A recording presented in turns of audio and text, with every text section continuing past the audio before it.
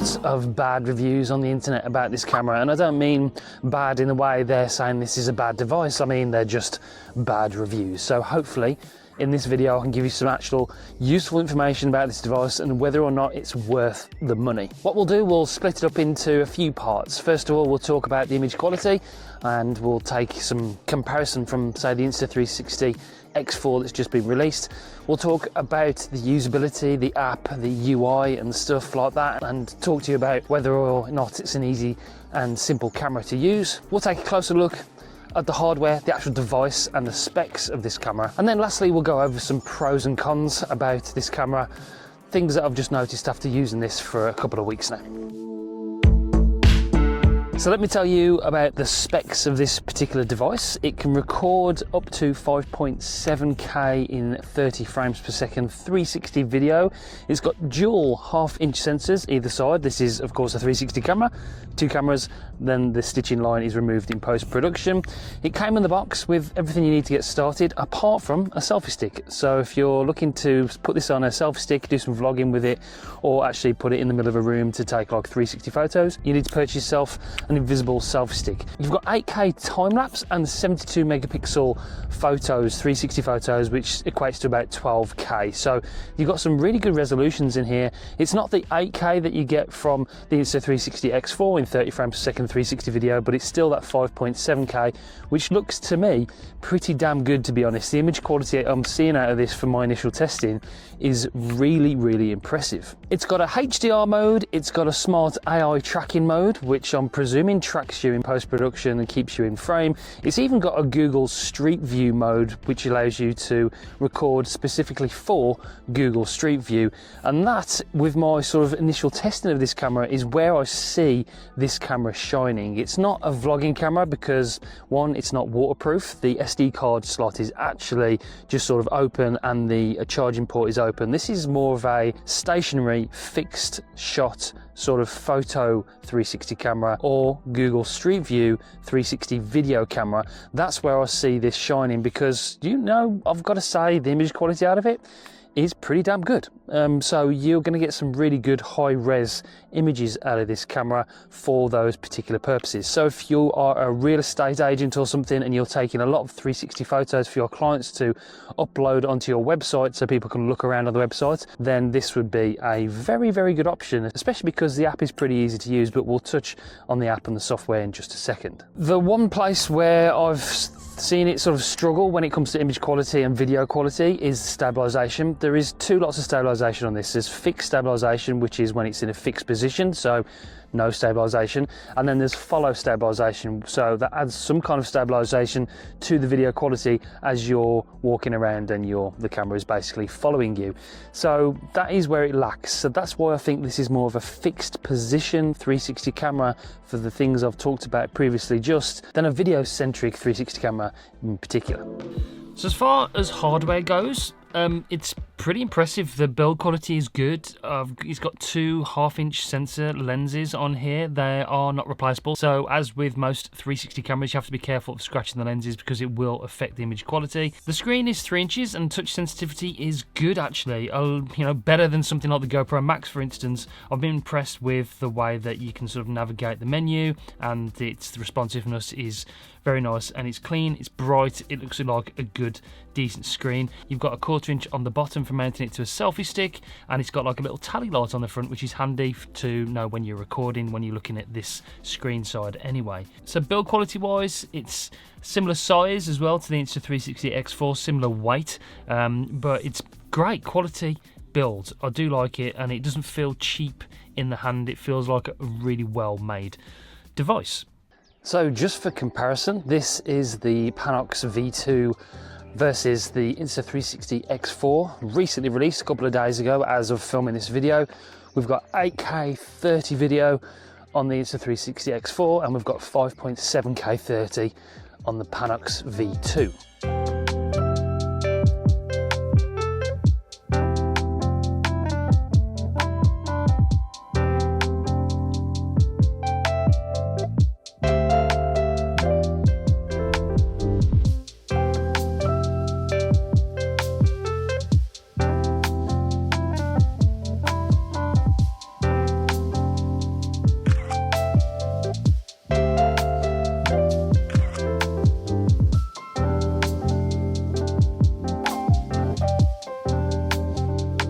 So this is flat video mode, and I'm using the built-in audio of the Panox V2.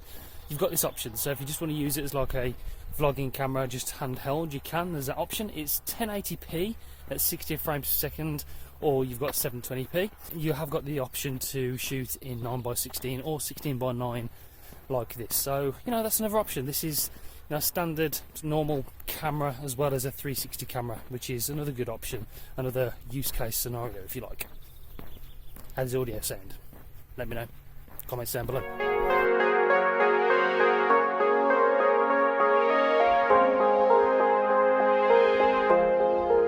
So this is the smart tracking feature on the Panox V2. I'm using the audio from the X4 because there's no option to plug audio into the Panox V2. That's another drawback for sort of vlogging.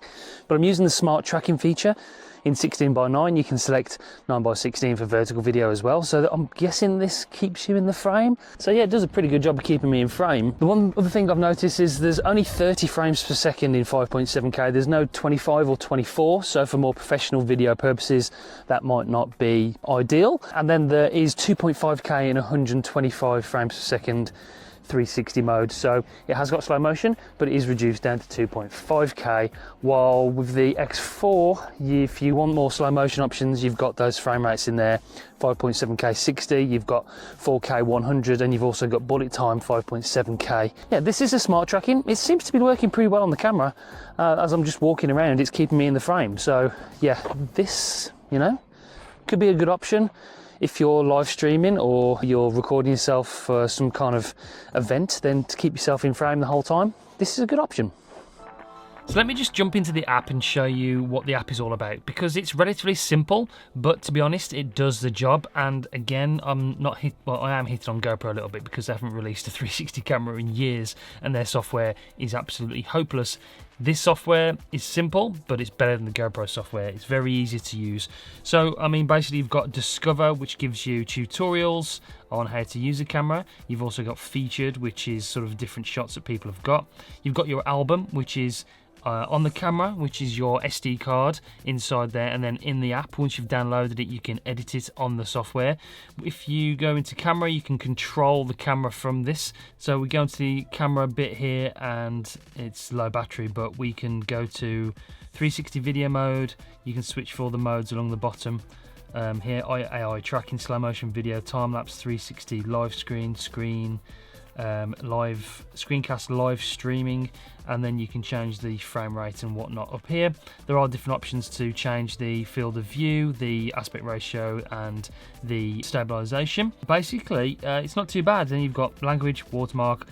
But if we go into the software to edit the footage, it's pretty simple. This is pretty much the setup you're looking at, and you can move the camera around by dragging your finger left and right like this. You can change the aspect ratio if you want to, like so. I'm going to keep it 16:9, and then along here is where you sort of add the keyframes. So you see this little plus here, you press that plus, you move it around, and then you press update, and then when you play it back like so, this will be where the camera sort of looks at. And then if you want to move it around, we press stop, we turn it around like that and press update, and then when you play it back, you'll see that the camera actually moves around in the software facing forward. So it's easy, it's simple, and then you export it in, you can export it in 4K, which is good, 30 frames per second, and a bit rate of 30 bits per second as well.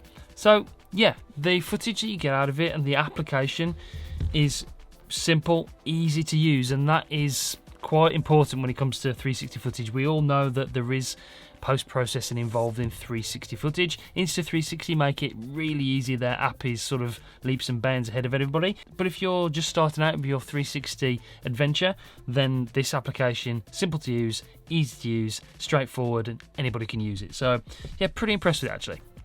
So, pros and cons of the Panox V2. One pro is the image quality. I really do think the image quality is very good for a camera that costs £360. They are running a promotion pretty soon, I'm sure, so like follow the link in the description down below to find out what the price is. I think they're reducing it to about $320. So for $320, very, very good 5.7K 30. Image quality looks clear, crisp, good dynamic range. I'm pretty impressed with it actually. So the image quality is great.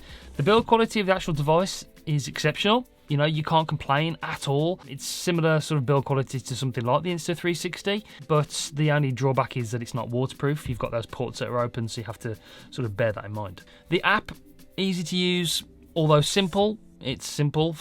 That probably makes it good, that it's simple to use. And yeah, I'm pretty impressed with the app, and the fact that the stitching line is pretty seamless. I didn't really see in many of the shots where the stitching line was, so the stitching line is pretty good. That means the software, the firmware and everything is sort of up to date and pretty kept up to date and pretty good. There are some cons, obviously, like I mentioned, not waterproof. The only one thing that I will say about this camera is that it is pretty slow. Switching from different modes, connecting to the app, and then recording, startup in particular, where you turn the camera on, it takes quite a while, probably up to about 30 seconds to actually boot. So, I mean, in some sort of instances, painfully slow, and that is probably the one drawback of having this camera over something like the Insta360 X4. The actual processor inside is probably just a little bit slower. Insta360 used that 5nm chip now, the AI processor, which is really fast. It's pretty much instant when you turn the camera on and you start recording and everything.